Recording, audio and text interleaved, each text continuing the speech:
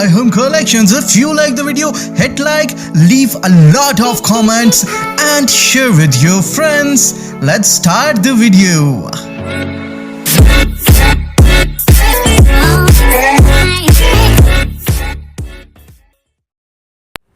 अस्सलाम वालेकुम दोस्तों, मैं हूं अबू बकर और आप हमारा यूट्यूब चैनल देखें iHome Collections। तो जी दोस्तों, आज एक बहुत ज़बरदस्त डिज़ाइन के साथ आपकी खिदमत में हाजिर हूं।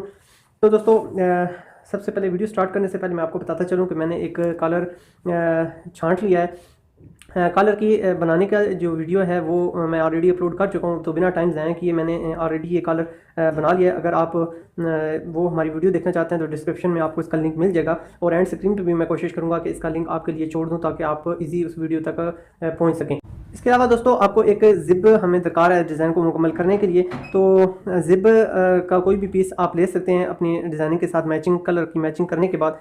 और इसके बाद दोस्तों, हमने एक जगह पर हमारा जो ये कॉलर का सेंटर है, इस जगह पे हमने एक निशान लगा लिया है। उसके बाद दोस्तों, हमने अपना यही निशान अपने इस डिज़ाइन पे हमने सेंटर से आगे तक इसको विजिबल कर लेना है, ताकि यहाँ से ये हमारा जो डिज़ाइन है वो इसके अंदर ढल सके। उसके अलावा दोस्तों, हमारा ये जो गैप होगा, ये तकरीबन 1.5 इंच के करीब हमारा गैप है। और हमारा ये जो साइज़ है, ये दोस्तों हमारा तकरीबन 1.5 इंच के करीब है, 1.5 इंच एक सूत्र के करीब है। और यहाँ से भी हमारी विड्थ इसी तरह 1.25 इंच के करीब है। तो दोस्तों, इस तरह निशान लगाने के बाद आपने अपना हमारी जो ये कलर की शेप है, ये हमने इसी तरह सेम इस तरह हमने स्केच बना लेना है। और यहाँ से हमने अपना जो सेंटर इस जगह पर लिया हुआ है, इस सेंटर को हमने यहाँ से इसी डिज़ाइन में यहाँ से भी इसी तरीके से ढाल लेना है। उसके बाद दोस्तों, अब हम इसकी कटिंग करते हैं ताकि हमारा जो कलर की शेप है वो प्रॉपर हम तक पहुँच सके।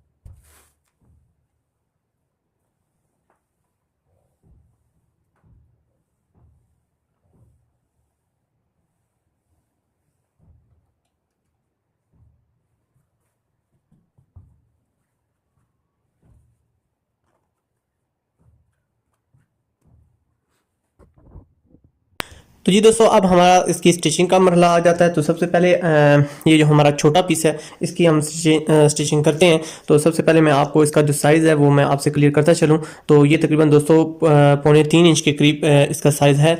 तो इसका साइज़ आपने बिल्कुल सेंटर करने के बाद आपने इस जगह पर इस तरह एक टुक्का लगा लेना है, जो हमारी रहनुमाई करेगा कि हमारा सेंटर बिल्कुल इक्वल या बराबर है।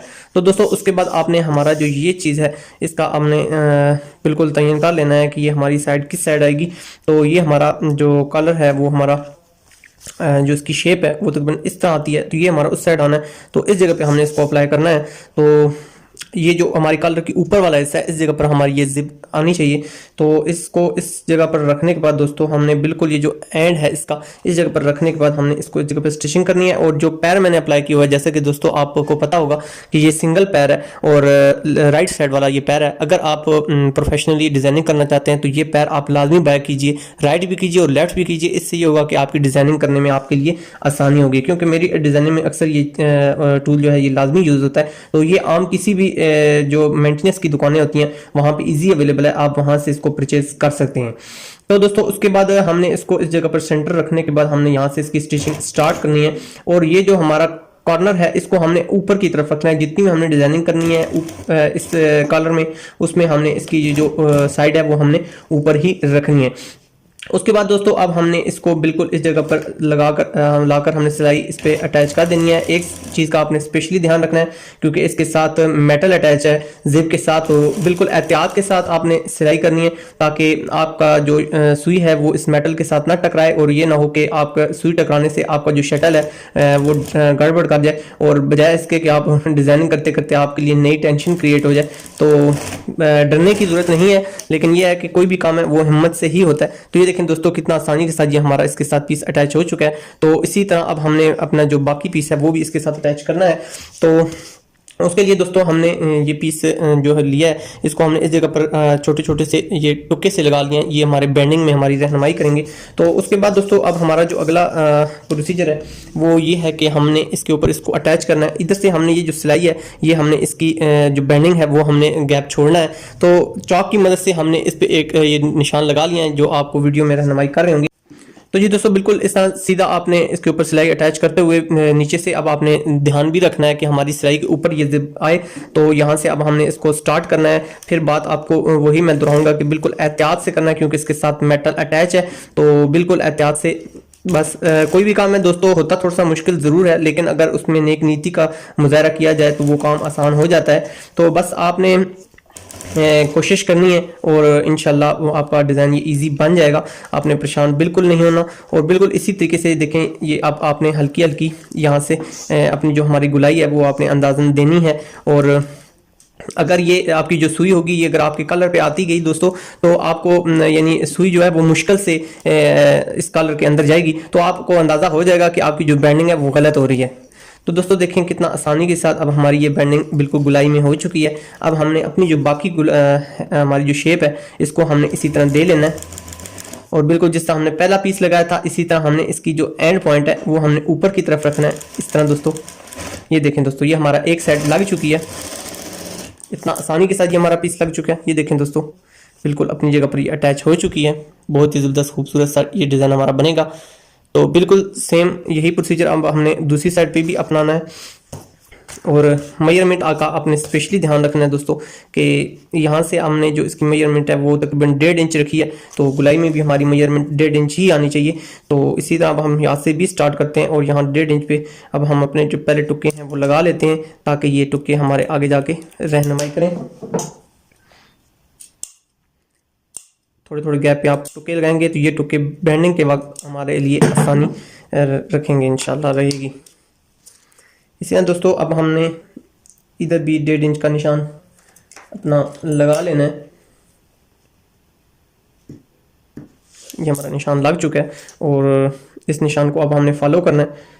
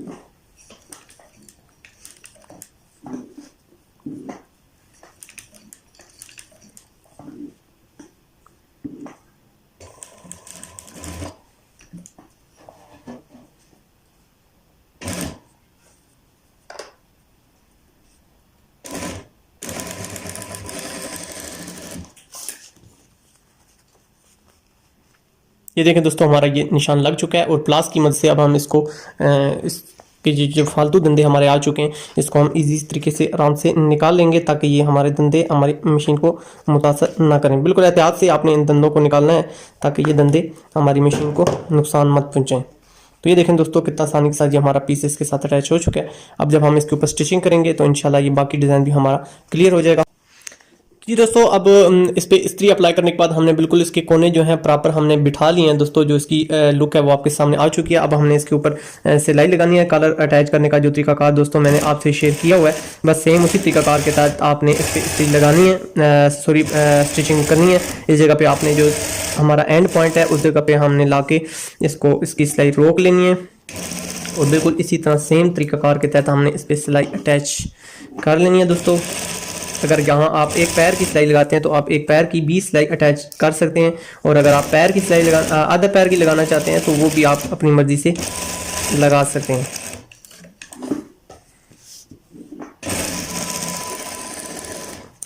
तो जी दोस्तों, अब हमारा ये पीस छोटा तैयार हो चुका है। अब इसके साथ जो हमारा फालतू पीस है वो हमने इस तरह कटिंग कर लेना है, ताकि इस तरह दोस्तों ये पीस हमारा कटिंग हो चुका है।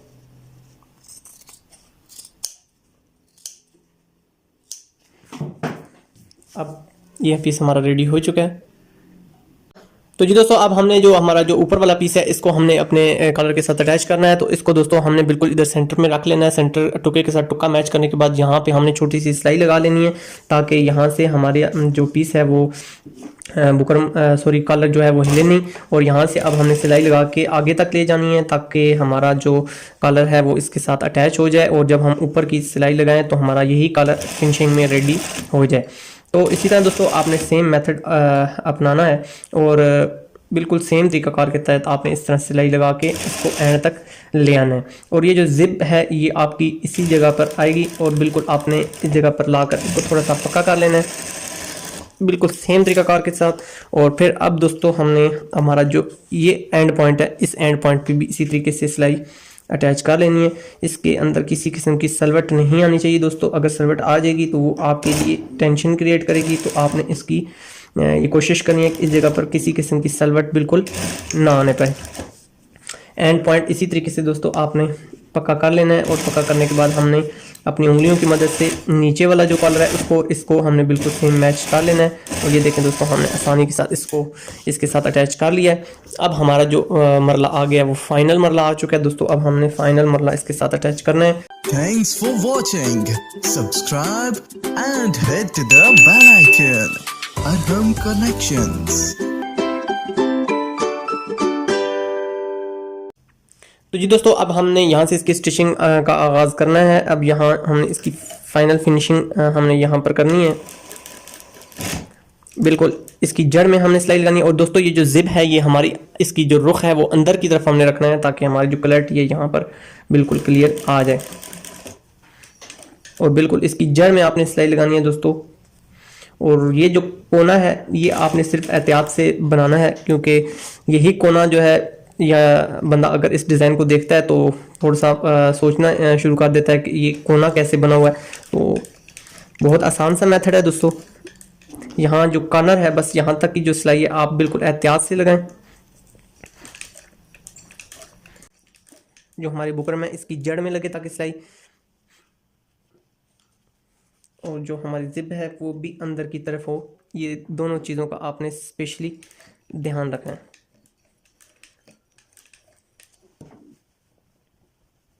इसके बाद दोस्तों अब हमने जो हमारा पीस है वो बिल्कुल सीधा कर लेना है।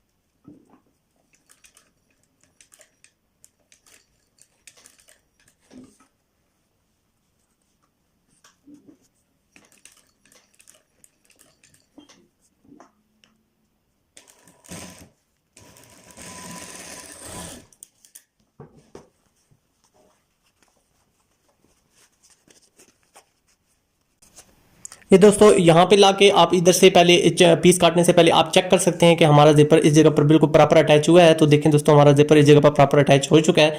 और अब हम इसका जो अगला पीस है वो हम अंदर वाला काट लेते हैं। और अगर गलती हो जाती है, यहाँ से किसी जगह गैप आ जाता है, तो दोस्तों आप इससे मैनुअल सिलाई भी लगा सकते हैं, कोई इसमें परेशानी वाली बात नहीं है। आपने परेशान बिल्कुल नहीं होना। इस तरह आपने पीस को खींच के इस जगह पर दोबारा सिलाई अप्लाई करके इसको बिल्कुल इसकी जड़ तक ले जाना है। इसी तरह दोस्तों हम इसका जो दूसरा रुख है वो भी हम इसी तरीके से इसको जांच लेते हैं, ताकि जब हम इसकी सूट की कटिंग कर चुके हैं इसके पीस की, तो फिर हमारे लिए किसी किस्म की टेंशन हो तो दोस्तों हमारा ये भी पीस प्रॉपर अप्लाई हो चुका है। तो अब हम इसकी जो फाइनल कटिंग है वो हम इसके साथ कर लेते हैं, ताकि हमें किसी किस्म की टेंशन बाद में क्रिएट ना हो।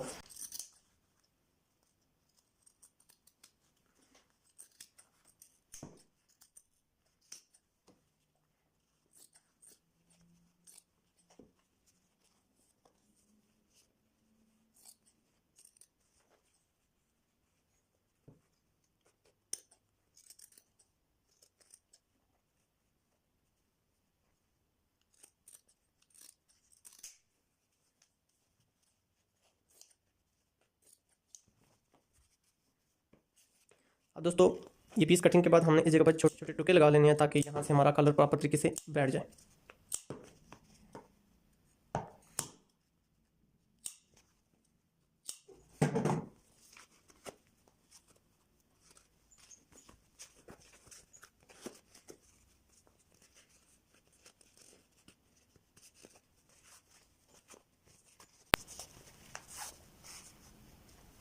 देखें दोस्तों, हमारा कलर प्रॉपर बैठ चुका है। अब मैं इसके ऊपर इस्त्री अप्लाई कर देता हूँ, ताकि हमारी फाइनल जो फिनिशिंग है वो हमारे सामने आ जाए। तो जी दोस्तों, अब हमने इसकी फाइनली जो स्टिचिंग है वो हमने कंप्लीट करनी है। तो प्रेसिंग के बाद दोस्तों अब हम इसकी बिल्कुल एंड पे सिलाई लगाते हैं, जड़ पे, ताकि हमारा कलर अपनी जगह पर प्रॉपर बैठा रहे।